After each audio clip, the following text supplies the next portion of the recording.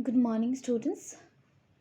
Students, tomorrow you have your next online test on the topics Anansi and Turtle share dinner and my computer at my homework. And in the last class, we have started revising a little bit of these two chapters where we have finished the revision of the story of this first chapter and its question answer. And today we will continue with the remaining part where at first we will learn the textual grammar which has been included in Anansi and the Turtle. So student, the grammar which has been included here is called subject verb agreement.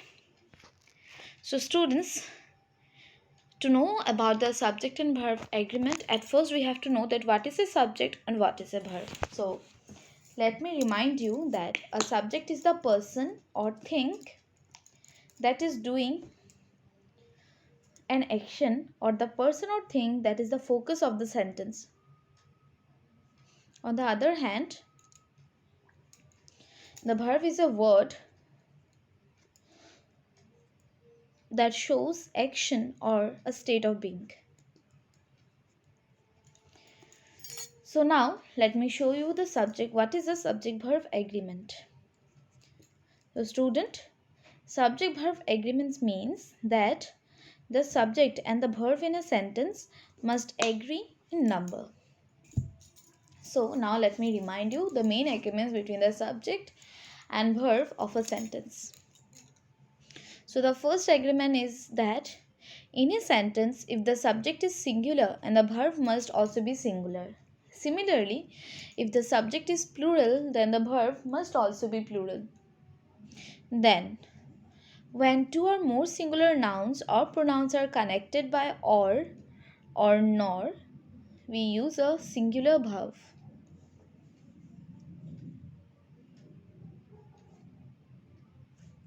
Then the third agreement is the words each one, either, neither, everyone, everybody, anybody, anyone, nobody, somebody, someone, and no one are singular and they require a singular verb.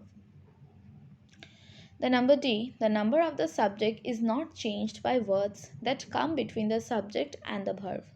For example, one of the toys is broken.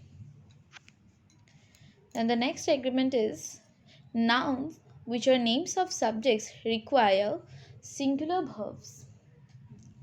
The number F, nouns like scissors, tweezers, trousers, shoes, they require plural verb as there are two parts in these things. Then the next rule is collective nouns are words that imply more than one person but that are considered singular and take a singular verb. So these are the subjects and verb agreement. And now let us go to my computer at my homework. So at first let me recite the poem once again for all of you. My computer at my homework. My computer at my homework. Yes, it's troublesome, but true. Though it didn't know or nibble, and it didn't chomp or chew. It digested it completely. It consumed my homework whole when I pressed the shift and enter keys instead of shift control. It devoured my hours of typing, every picture, chart, and graph. And it left me most unsettled when I thought I heard it laugh. I would guess it was a virus or it could have been a worm that deleted every bit but didn't prompt me to confirm. I suppose I might have pressed escape instead of pressing save. But regardless, my computer now will never misbehave. For I found a good solution and I smiled to hear the crash when I chucked it out the window and it landed in the trash. Can Nesbit. So now let me give you the overall summary of the poem. So student, here the poem is the speaker is a student who is annoyed very much because his computer has eaten all his homework. He is telling that the computer it didn't chew or eat them in small bite, but still it had digested the whole homework. As the writer has pressed the shift and enter keys instead of the shift control button.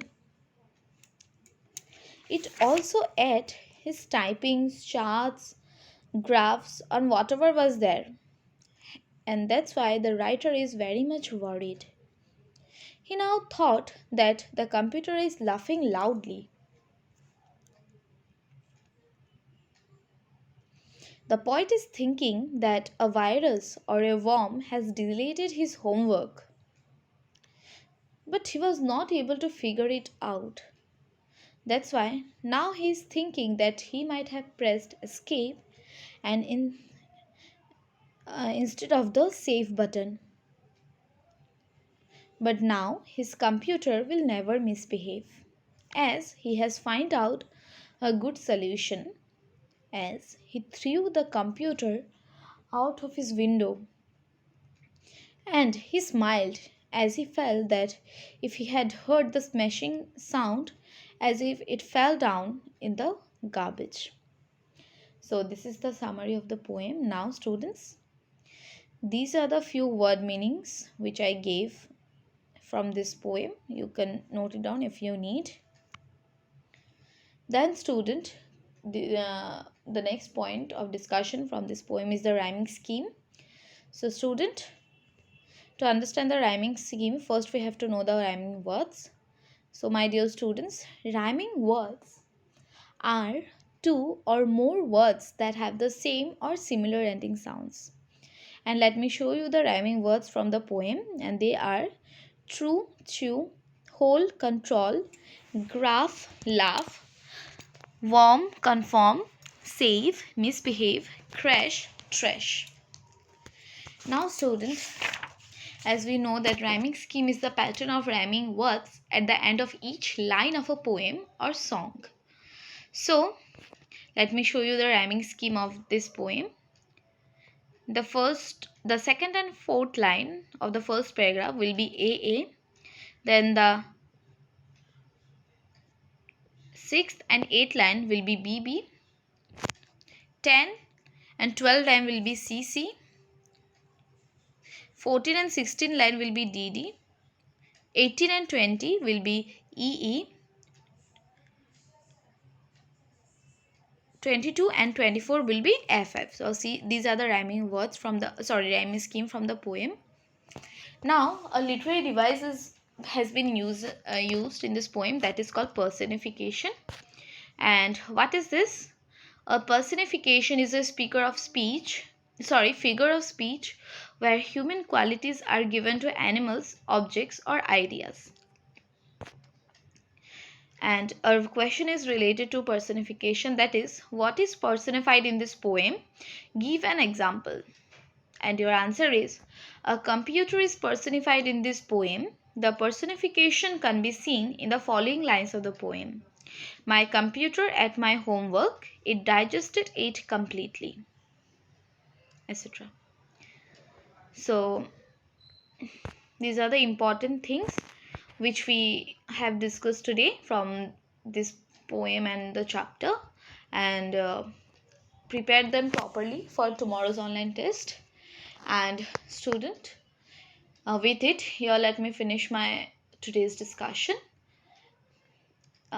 Wish you all the best for tomorrow's online test, and here is my today's discussion.